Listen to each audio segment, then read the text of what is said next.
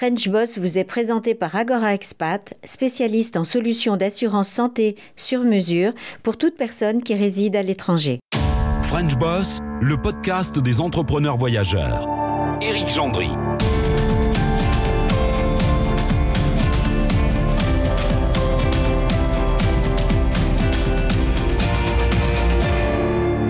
Bonjour à tous, avec nous aujourd'hui dans French Boss, une femme que l'on va retrouver depuis New York, et une femme qui a une carrière intéressante dans la mesure où elle a fait des choses qui sont non pas opposées, mais qui sont très différentes les unes des autres, une carrière assez éclectique. Bonjour Jacqueline Legrand. Bonjour Éric. Est-ce que vous êtes d'accord, un tout petit mot là-dessus avant de parler de New York, est-ce que vous êtes d'accord avec ça, avec le fait que vous êtes quelqu'un d'éclectique? Oui, c'est vrai. Je dirais que j'ai fait dans la vie des choix inattendus et bold, et j'ai jamais regardé en arrière. Je suis toujours partie en avant. Et quand je pense à mon enfance dans la bourgeoisie provinciale d'Annecy, c'est vrai que j'aurais jamais imaginé être où je suis aujourd'hui. Bien, on va parler de tout ça, on va parler de votre carrière, car il y a beaucoup de choses intéressantes à raconter sur votre carrière, Jacqueline. Mais auparavant, on va commencer comme d'habitude par la photo qui est derrière moi. C'est une photo que vous m'avez envoyée, puisque vous estimez que c'est une photo qui est étroitement, peut-être sentimentalement aussi, liée de manière importante à votre vie professionnelle. Cette photo, c'est Manhattan. Que représente Manhattan dans la vie professionnelle de Jacqueline Legrand? Alors déjà, je voudrais préciser que c'est une photo où on voit Manhattan par le sud. On voit que c'est une île, parce qu'après tout, Manhattan, c'est une île. Et on le voit par Downtown, où j'ai travaillé pendant longtemps. J'ai travaillé dans le quartier de Wall Street. Et pour moi, ça a été le redémarrage professionnel dans ma vie. J'en suis très fière, parce que j'ai recommencé, comme on dit ici, from scratch. Et j'ai repris ma carrière presque de zéro à où j'en suis aujourd'hui. Donc, j'estime que ce pays et cette ville m'ont tendu une échelle qui m'a permis de remonter à nouveau. Ce redémarrage dont vous parlez, est-ce que vous estimez que peut-être New York l'a rendu plus facile qu'il l'aurait été ailleurs? Ah, complètement. Bon, c'est un redémarrage que je n'aurais pas non plus eu à faire si je n'étais pas venue sur New York.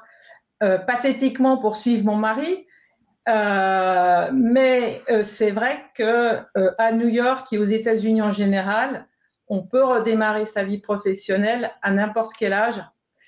C'est l'efficacité et le travail qui marche. Il faut délivrer, et quand on délivre, on peut monter très très vite.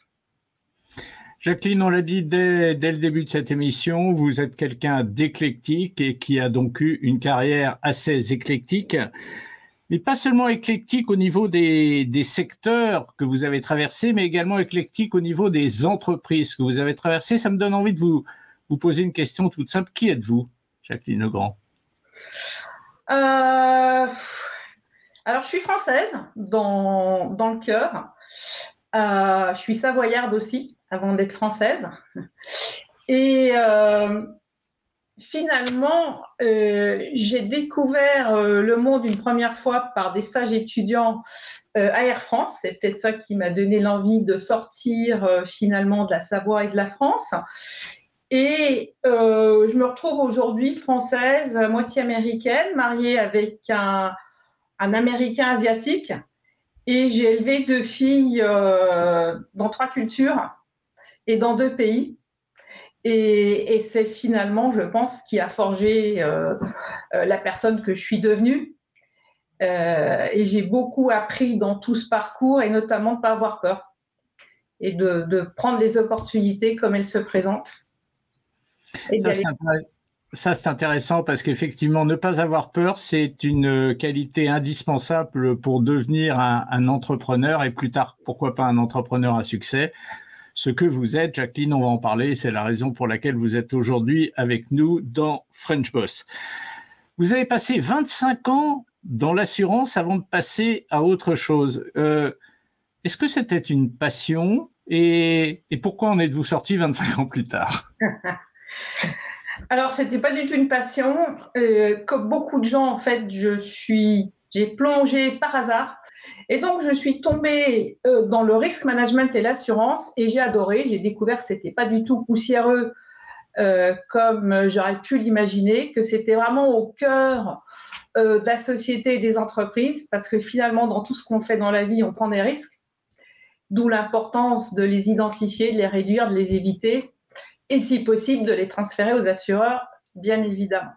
Donc, j'ai découvert un monde qui est très méconnu du grand public, parce que finalement, les gens connaissent très bien le monde de la banque, mais connaissent très peu le monde de l'assurance, voire ont une idée plutôt négative, en général, sur cette industrie. Et j'ai vraiment adoré faire ma carrière dans tout ce monde du risk management et de l'assurance. C'était pas un choix, c'était vraiment un hasard. Alors, 25 ans plus tard, j'en suis pas sortie. Je l'approche par une autre porte, puisque finalement, j'ai fait un pont entre la tech et l'assurance pour entrer dans ce qu'on appelle l'insurtech, et donc proposer une solution tech dans le monde de l'assurance des grands risques. Et l'assurance étant très en retard dans la transformation technologique en général, il y a beaucoup à faire. Et je trouve très intéressant de réapprocher cette industrie avec une perspective différente et de contribuer avec ma petite pierre à la transformation de l'industrie. Jacqueline, on va parler en deuxième partie tout à l'heure, bien sûr, de Maptycs, qui est la société que vous avez créée, je ne dis pas de bêtises, au mois de février 2019, c'est ça? Alors, on l'a créé un peu plus tôt, mais effectivement, c'est un projet et je me suis investie à temps complet à partir de janvier 2019. Ouais. Voilà, on va en reparler dans la deuxième partie de l'émission. Auparavant, on retourne sur cette espèce de dualité entre l'assurance et la tech. Est-ce que le monde de l'assurance, qui est un monde ancien, je dirais, ça appartient au monde ancien, est-ce qu'il était prêt à accueillir les nouvelles technologies ou est-ce que vous avez dû faire preuve de persuasion pour convaincre les gens installés dans ce secteur de l'assurance? On doit encore faire preuve de persuasion. Le monde de l'assurance, c'est un monde compliqué. En fait, la data a toujours été au cœur de l'assurance. Le souci aujourd'hui, c'est que la data évolue. Il y a beaucoup de data à gérer. Et finalement, les assureurs sont en train de gérer de la data du 21e siècle avec des outils du 20e siècle.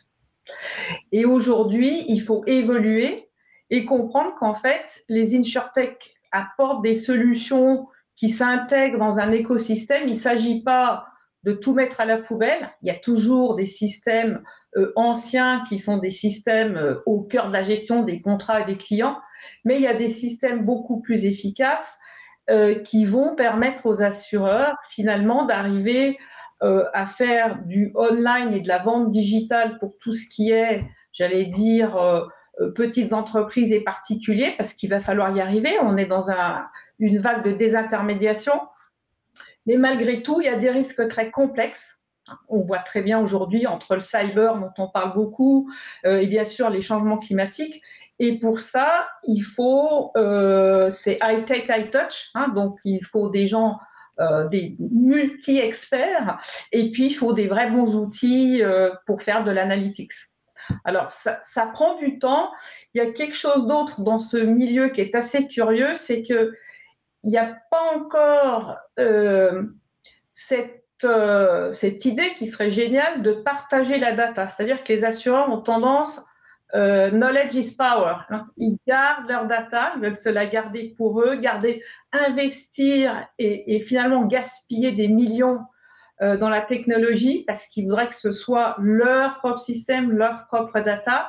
Et quand tout le monde comprendra qu'il y a un intérêt majeur à partager des plateformes, à partager de la data, ça sera très bénéficiel en fait pour tout le monde. Alors, on n'en est pas encore là. On n'en est pas encore là, mais on est en train d'y venir, si je comprends. C'est les points de suspension qui viennent derrière votre phrase. On est en train d'y venir. Oui, puis je pense que l'impact du Covid a énormément changé les mentalités.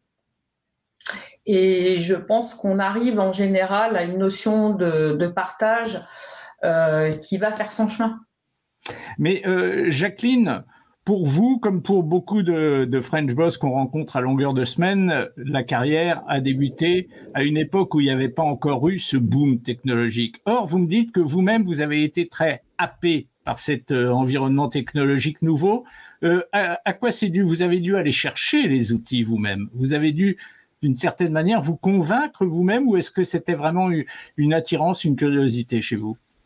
Alors, j'ai toujours été attirée et puis c'est vrai que mon mari est resté, on s'est connus chez IBM, il est resté chez IBM et la raison pour laquelle nous sommes venus aux États-Unis en 98 et il a créé sa compagnie il y a maintenant une dizaine d'années dans le monde de la tech. Et effectivement, on a fait pas mal de brainstorming tous les deux pour voir ce que la tech pouvait amener au monde de l'assurance. On a une maison qui est complètement connectée. J'ai toujours été vécue dans cet environnement tech et j'ai toujours en fait aimé la technologie. Et ensuite, j'ai eu cette opportunité justement de créer Maptycs parce que j'ai énormément travaillé avec des risk managers de grandes compagnies, que ce soit BlackRock ici, Revlon, etc. Et j'ai travaillé avec eux dans le spreadsheet. Et je me suis rendu compte que c'était une industrie qui était à fond dans le Excel spreadsheet. Et là, c'est quand même une souffrance entre Excel et PowerPoint.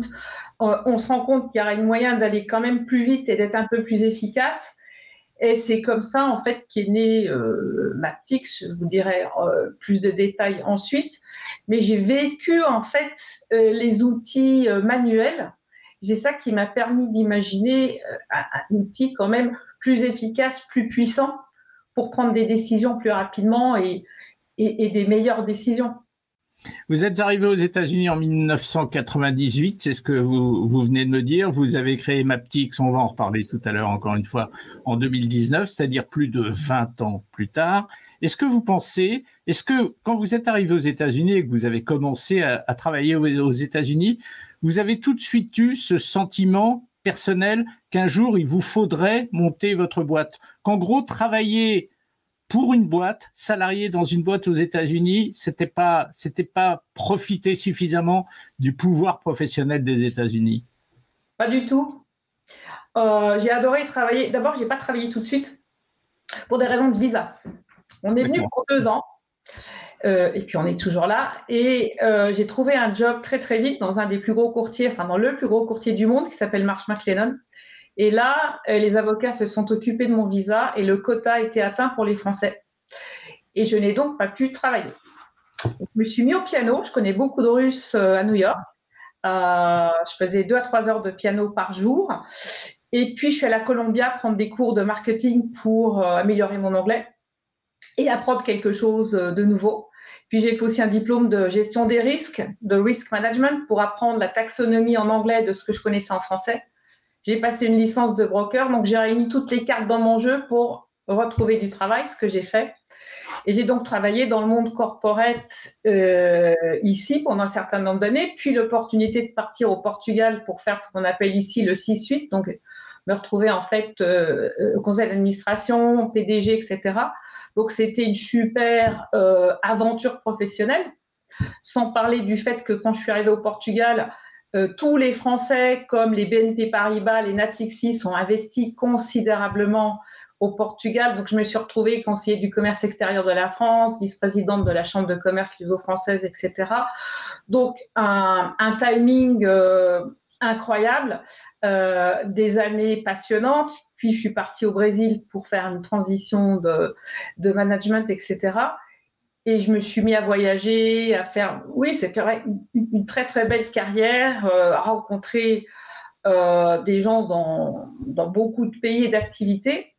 Et la raison pour laquelle je suis devenue entrepreneur, c'est qu'à un moment donné, au bout de 7 ans à vivre dans les aéroports et entre le Portugal et le Brésil, je me suis dit, il faut que je rentre à New York, retrouver quand même ma famille et mes amis.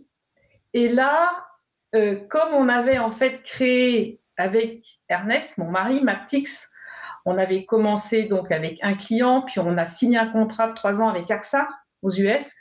Et là, j'ai vu arriver l'opportunité avec l'accélération des catastrophes naturelles, le besoin. Et j'ai dit finalement, je vais tenter l'expérience, je vais devenir entrepreneur, je vais leverager mon réseau. J'ai un réseau extraordinaire sur Londres, sur l'Europe et sur les US, un peu sur l'Amérique latine. Et je vais prendre un nouveau risque, un nouveau challenge qui est de faire grandir notre start-up. Donc, ce n'était pas du tout pensé il y a 20 ans.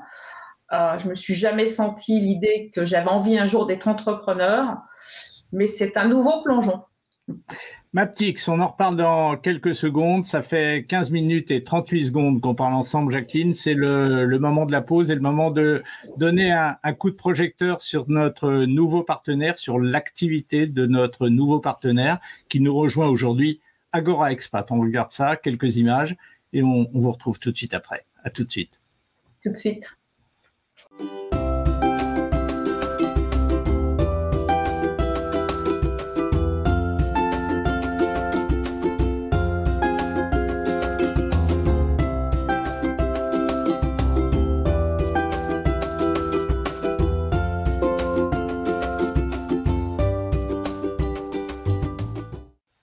Voilà, on retrouve Jacqueline Legrand qui n'a pas bougé, qui est toujours à New York, en face de nous dans cette ville qu'elle aime tant. Tiens, avant de parler de Maptycs, qui est la boîte que vous avez montée donc il y a 2 ans, hein, on va dire comme ça. Quand on regarde votre CV, Jacqueline, on voit que vous êtes effectivement intéressée par plein de choses différentes et notamment des choses modernes, mais on voit aussi ça se sent partout. Et d'ailleurs, vous le dites quand vous dites que vous avez suivi des cours d'anglais alors que vous aviez déjà commencé votre carrière. Il y a une envie d'international, manifestement, dans la carrière de Jacqueline Legrand. C'est en tout cas ce qui transpire un peu de votre CV. Oui, complètement. Comme je vous le disais, j'ai en fait eu l'opportunité en tant qu'étudiante dans une école de commerce en France de faire des saisons à Air France, 3 années de suite. Et j'ai eu la chance d'être sur long courrier. Donc, c'était la découverte du monde, moi qui n'avais jamais franchi les frontières de la France avec ma famille. Et puis, je me suis mariée de façon très inattendue avec Ernest, qui est donc chinois-vietnamien, que j'ai rencontré chez IBM. Nous sommes partis aux États-Unis. Je pense que c'est le premier pays d'expatriation qui est le plus compliqué. Une fois qu'on l'a fait une fois, c'est plus un problème de le faire une deuxième fois, une troisième fois. Et cette opportunité d'aller au Portugal, puis au Brésil, et puis de prendre la direction de BrokersLink, qui est un des plus gros réseaux de courtiers indépendants d'assurance, et donc de me retrouver projetée sur une organisation complètement internationale. Et c'est vrai que j'ai adoré voyager, et le fait que personnellement j'étais immersée, on dit ça en français, immergée dans une famille internationale, dans un environnement ici international, à l'école franco-américaine, je crois qu'il y avait 55 nationalités. Et j'ai beaucoup aimé, en tant que, je me considère comme une famille mixte, tout ce qu'on apprend, l'enrichissement de vivre dans un milieu international, de faire des efforts pour communiquer, parce qu'on parle tous English as a second language. Donc, on fait des efforts pour se comprendre. On a un respect mutuel des autres cultures, des autres religions. Et ça élargit nos perspectives. Et ça m'a vraiment... cette découverte du milieu international, oui, ça m'a beaucoup plu. Puis, je me suis rendu compte que c'était une compétence que j'apportais également, qui était de pouvoir travailler avec des gens de cultures différentes.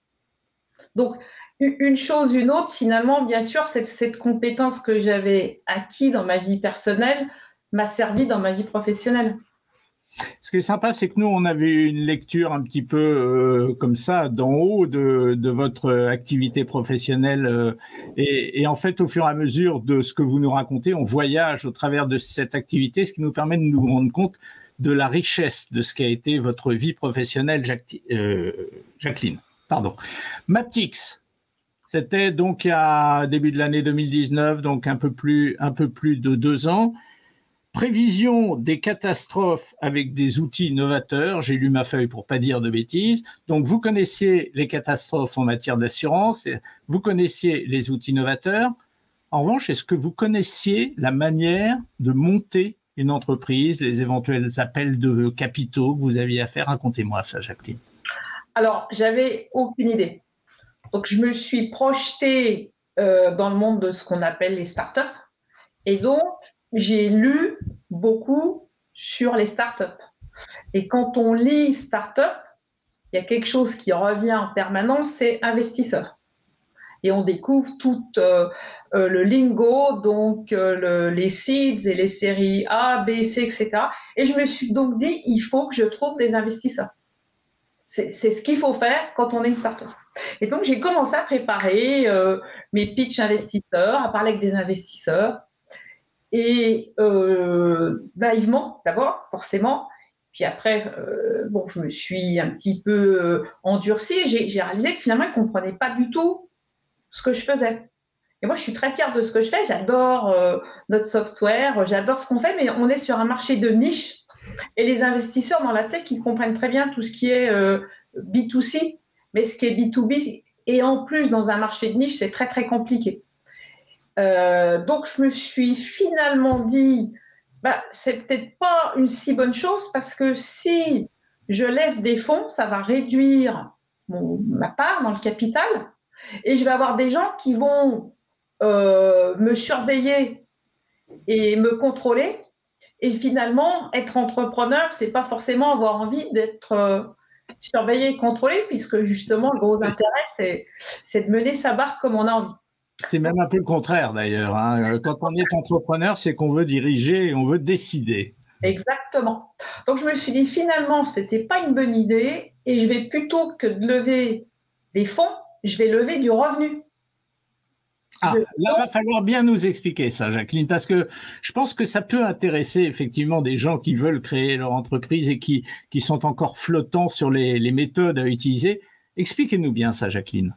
Alors déjà, on avait la chance, on n'a pas un concept, on a un produit qui marche et on a eu des clients dès le départ. Donc ça, c'est déjà une chance énorme.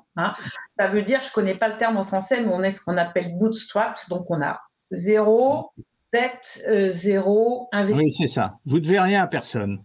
On ne doit rien à personne. Autonome. On a investi parce qu'on a fait de l'argent sur d'autres produits de notre société, on va dire holding. Donc, on a pu financer un développement quand même. Le software s'appelait pas Maptycs, la compagnie n'existait pas, mais on a créé cette solution pour un client et on a commencé les premières itérations de la plateforme parce que c'est quand même très sophistiqué fin 2015. Et puis, on a trouvé le nom, c'est rebaptisé, créé Maptycs, etc. en 2019. Et là, quand vous avez la chance déjà d'avoir un produit, d'avoir une équipe, on a une très bonne équipe de développeurs qu'on a transféré des US à Cluj, en Roumanie, qui est un peu la Silicon Valley de l'Europe. Donc, on a la plateforme, on a la bonne équipe, et sachant qu'également, Ernest a un excellent profil dans la tech et moi j'ai un bon profil, je suis connue dans le monde de l'assurance. Et là, on a eu un autre effet important dans une start-up. Donc, c'est important d'avoir une bonne équipe, c'est important d'avoir un bon produit. Et ce qui est essentiel, c'est le timing. C'est-à-dire que votre produit correspond à un besoin, qu'il y a une opportunité. Si vous êtes trop tôt, c'est pas bon. Et nous, c'est pour ça que j'ai rejoint. On a un timing qui est extraordinaire parce qu'il y a une accélération des catastrophes naturelles partout dans le monde, à des endroits inattendus. Il y a de plus en plus de data, ce qu'on appelle location-based, donc de la data qui est liée à des adresses, qui est en train d'être développée, de la data risque. Et le jeu, c'est d'arriver à mettre ensemble, à intégrer de la data risque avec de la data portfolio, de la data interne, externe, et de combiner cette data pour analyser des risques, y compris en temps réel, puisqu'on a, nous, dans notre solution, de la data en temps réel sur tous les gros événements climatiques dans le monde. Donc, arriver à faire de la projection, de la mitigation, etc. Donc, finalement, on arrive avec ce qu'on appelle ici le perfect storm. On arrive, le super timing, et là, on peut donc faire du revenu. Alors, on a besoin d'argent. À un moment donné, il n'y a pas de secret. Quand on veut passer de la start-up et qu'on veut passer à plus gros, il faut de l'argent essentiellement pour nous, puisqu'on a déjà le produit, pour développer une équipe de vente et de support des ventes. Et pour développer une équipe, il faut de l'argent, parce qu'il faut de l'argent pour payer les bons profils. Et là, pour de l'argent, soit on lève des fonds, soit avec l'équipe existante, c'est-à-dire essentiellement moi, pour les ventes, on signe des contrats et on fait du revenu. Quand on commence à faire du revenu, parce qu'on a une plateforme qui peut se vendre à un prix intéressant, parce qu'elle est très sophistiquée, si j'arrive à faire du revenu rapidement et atteindre le 1 million de dollars de revenus annuels récurrents, et je devrais l'atteindre rapidement maintenant, c'est un peu le chiffre magique pour attirer les investisseurs. Et là, c'est plutôt eux qui viennent vers vous que l'inverse. Et ça me permet d'avoir une bouffée d'oxygène et commencer à créer mon équipe de vente. Donc, je préfère finalement me focuser sur générer du revenu plutôt que lever des fonds et être contrôlé par des investisseurs, devoir faire des business plans attractifs et pas forcément réalistes, parce que c'est tout le problème. Et derrière, après, il faut délivrer et c'est pas évident. Donc moi, je préfère y aller à mon rythme. C'est impossible de faire un business plan quand on démarre en tant que start-up. C'est forcément truqué, souvent optimiste. Donc, on est parti dans cette idée-là. Également, je suis en train de mettre en place un advisory board, donc en fait un groupe de consultants avec des gens connus dans le monde de l'assurance pour m'aider sur la crédibilité, parce que finalement, le gros problème d'une start-up, c'est qu'on est petit. C'est pour ça qu'on est bon. Forcément, pour signer avec des clients, il y a toujours ce problème. Est-ce qu'on existera toujours dans 5 ans? Est-ce que je vais signer un contrat avec une entreprise qui est petite? Quelles sont vos références? Et bien sûr, on n'a pas encore 50 références. Voilà. Donc, il faut démarrer. C'est toujours compliqué de démarrer, mais on est à fond, on y croit, on est super optimiste parce qu'on a le produit, parce qu'on a le timing. Jacqueline, donc j'ai retenu de ce que vous venez de me dire que vous vous dirigez vers un horizon chiffre d'affaires d'1 million de dollars. Je ne vais pas vous demander où vous en êtes aujourd'hui. En revanche, ce qui m'intéresse, c'est de savoir la croissance. Où en est la croissance depuis 2 ans maintenant? Où en est la croissance de Maptyx en termes de pourcentage, si vous voulez? Alors, on a fait un stop complet en 2020. Quand on a vu venir la pandémie, on en a profité, en fait, on a réinvesti dans le logiciel pour le rendre, puisqu'on avait commencé à le faire pour un risk manager et on avait comme target maintenant plus le monde de l'assurance et de la réassurance. Donc, il fallait qu'on gère plus de volume, plus d'automatisation, et donc on a complètement revu ce qu'on appelle le back-end et le front-end du logiciel. On a revu le design pour que ce soit encore plus user-friendly et on a pris cette décision de dire voilà, on se donne 1 an, on va rajouter des fonctions, on va rendre l'ensemble de la solution plus prête pour le futur et plus adéquate pour des compagnies d'assurance et de réassurance. On a continué des contrats qui étaient déjà en cours, donc on a continué d'avoir un flot de rentrée d'argent. Et là, on va finir tous les développements qu'on a démarrés l'an passé, on va les finir mi-août. Il nous reste ce qu'on appelle 2 sprints, donc on avance super bien. Et donc là, je suis à fond dans les ventes. J'arrive en fait de Paris où j'ai pu rencontrer quelques belles entreprises et j'ai un beau pipeline entre Londres, Paris et New York. Donc, je me sers énormément de LinkedIn, entre autres. Et j'espère donc nous projeter dans les 12 mois qui viennent sur une croissance de aujourd'hui on va dire à 300 000, arriver à 1 million. On peut y arriver avant. Quand on part de petit, il suffit de signer 2 gros clients prévus, tout peut changer très vite. Donc, on est très optimiste et puis on n'a pas de... pour le moment, on a des fonds, donc on a plusieurs mois d'avance devant nous. Et donc, on n'est jamais complètement relax, mais disons qu'on a plutôt du positif de notre côté. Jacqueline, une question à laquelle on va répondre brièvement parce qu'on est déjà en train de déborder, ce qui est pas très très grave, mais bon, si on peut. Est-ce que la réussite, vous la chiffrez en termes de bonheur personnel, professionnel pour vous, ou est-ce que vous la chiffrez en chiffres, en résultats, en dollars? Je la chiffre pas parce qu'on ne sait pas. Mais ce qui est super important pour moi, c'est le parcours. C'est ce qu'on fait, c'est les rencontres, c'est l'excitation, c'est les hauts, les bas, c'est l'aventure. Donc on n'a pas d'expectation, bien sûr, on a envie de réussir, on fait tout pour. Mais ce qui est intéressant, c'est l'aventure. Ben voilà, c'est une belle conclusion de la part de Jacqueline Legrand, dont on a lu d'ailleurs dans la biographie sur LinkedIn que le meilleur conseil que vous aviez reçu, Jacqueline, c'était de tirer parti de chaque opportunité.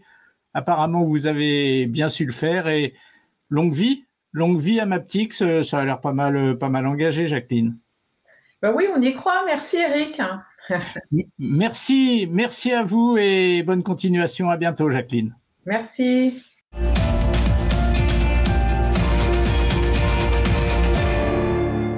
French Boss vous a été présenté par Agora Expat, spécialiste en solutions d'assurance santé sur mesure pour toute personne qui réside à l'étranger.